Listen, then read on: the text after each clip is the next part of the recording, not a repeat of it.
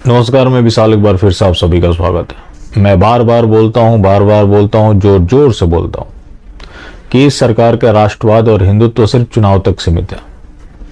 लेकिन क्या कीजिएगा, ये मास्टर स्ट्रोकवादी मानते ही नहीं, क्योंकि ये जुमलों के नशा में घूमते हैं। कई जगह इनको बताया जाता है कि सूरज पूरब के बजाय पश्चिम उगना शुरू कर दे, जलजला आ जाए, कुछ भी हो जाए, लेकिन वोट मोदी को ही देते रहना होगा। पूछ लीजिए कि वजह क्या है, तो वो नहीं बताएंगे। बस बाकी दुनिया खराब है और आपको ज्यादा दिमाग नहीं लगाना है, आपको सिर्फ कमल का बटन दबाते रहना है।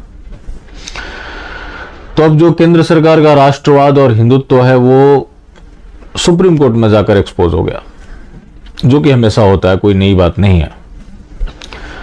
अब जो केंद्र सरकार ने इससे पहले हलफनामा दिया था, जो कि याचिका डाली थी कि हिंदुओं को अल्पसंख्यक माना जाए जहां वो कम संख्या में, तो उस समय सुप्रीम कोर्ट में सरकार ने अपना पक्ष रखा कि राज्य सरकार चाहे तो उन्हें अल्पसंख्यक का दर्जा दे सकती है, मतलब पल्ला झाड़ लिया था। अब न्यूज चैनल्स पे आपने सुना होगा कि सरकार ने हिंदुओं को भी अल्पसंख्यक मान लिया।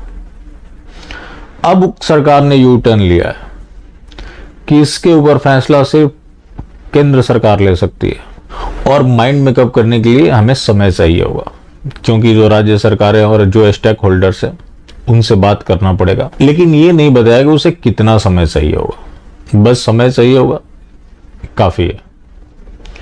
दूसरा मामला है राजद्रोह से जुड़ा हुआ। अक्सर सुनते हैं आप कि बहुत आसान काम है सरकार के खिलाफ बोल देना। आसान काम नहीं है, क्योंकि जो राजद्रोह है अभी तक परिभाषित नहीं है। सरकार जिस तरह से चाहे लोगों के ऊपर लगा सकती है। जैसे कि देखिए, नवनीत राणा के ऊपर लग गया, बात हनुमान चालीसा की थी। चूंकि वो सरकार के विरुद्ध गया तो सरकार ने राजद्रोह लगवा दिया। अब उसको लेकर गृह मंत्रालय ने सुप्रीम कोर्ट में अपना जवाब दाखिल किया कि सुप्रीम कोर्ट इसके अध्ययन में समय न गंवाए। केंद्र सरकार पुनर्विचार और पुनर्अध्ययन कर रही है, जिसका उचित मंच पर फैसला लिया जाएगा। तो सुप्रीम कोर्ट को भी इसमें दिमाग लगाने की जरूरत नहीं है।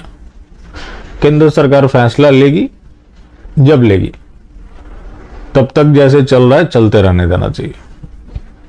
तो ये है सरकार की सच्चाई। बार बार मैं बोलता हूं आपसे कि जब भी सरकार की बात आती है तो मीडिया में क्या बयान दिए जाते हैं, इसको सुनने के बजाय सुप्रीम कोर्ट में क्या जवाब दाखिल करते हैं उसको आप ध्यान से पढ़ें। पार्लियामेंट में क्या स्पीच देते हैं वो ध्यान से देखें, क्योंकि वहां ये नहीं बोल सकते हैं कि मेरी जुबान लड़खड़ा गई थी, मेरे बयान को तोड़ मरोड़ कर पेश किया गया। वहां बचने का कोई रास्ता नहीं है। जब आप इतना भी नहीं कर सकते तो कम से कम 2-4-5 मिनट का विशाल व्यूज का वीडियो देख लिया कीजिए। सारी सच्चाई मिलेगी और डंके की चोट पर मिलेगी, और हर समय मिलेगी, क्योंकि हम सरकार के ऊपर पैनी नजर रखते हैं। सरकार ही नहीं, आसमानी विभाग के ऊपर भी रखते हैं। सरकार के ऊपर तो इसलिए रखने लगे कि ये सरकार आसमानी परस्त हो गई और पूरी तरह से हिंदू विरोधी हो गई। इतना हिंदू द्रोह किस सरकार में हुआ था? जिस तरह से हिंदुओं को दबाया जा रहा है और हिंदू एंजॉय भी कर रहा है।